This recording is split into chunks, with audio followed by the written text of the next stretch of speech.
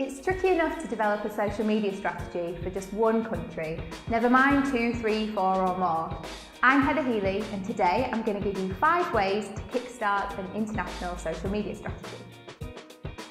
Number 1, get your ducks in a row.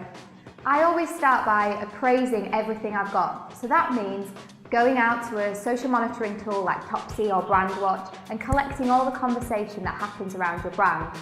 Obviously, you'll want to segment that by language, and ideally you want a native speaker from that country to be able to appraise the content and the discussions that are happening around your brand. If it comes to it though, and you don't have those international specialists, Google Translate gives you an initial gauge. You should also look at your social properties and all the accounts that you have across social networks.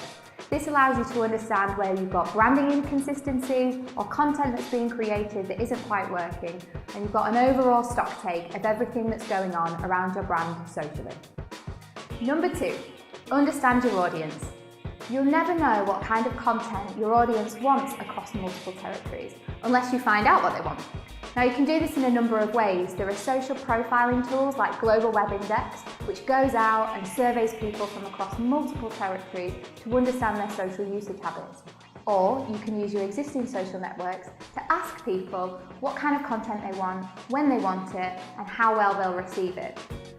Number 3, empower local markets. It's really important that once you've amassed all the information that you need, all of your assets and what your audience wants, to ensure that you're empowering the local people in the local markets who are managing your social networks. The very worst thing you could do is go all dictator on them and say you're centralizing all the efforts and translating all the content for them to use. Give them the tools, give them the insights that you've gathered, and let them get on with it. 4, don't go broad brush. One of the biggest mistakes people make when developing an international social media strategy is to target all of their efforts on Facebook, Twitter and YouTube. There are a number of other social networks that are particularly prolific across other countries. So you should be thinking about VK for Eastern Europe, you should be thinking about 20 for Spain. It's really important that you don't just assume that the biggest social networks in the world are especially relevant to your audience in specific markets. Having said that, it's really important to consider the regulations in those markets too. There are a number of countries in the world where there are very strict guidelines on what you can and can't do across social networks.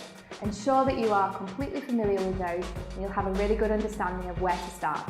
5, centralized reporting. One of the best things you can do as a central resource is to help to collate all of that data. A lot of the social listening tools available allow you to segment out conversation by language or by territory. This gives you a really good gauge of how much more people are talking about your brand in one country compared to another, and you can benchmark that against your sales performance. Another thing that's great to look at, if you've got the budget, is a Facebook global page.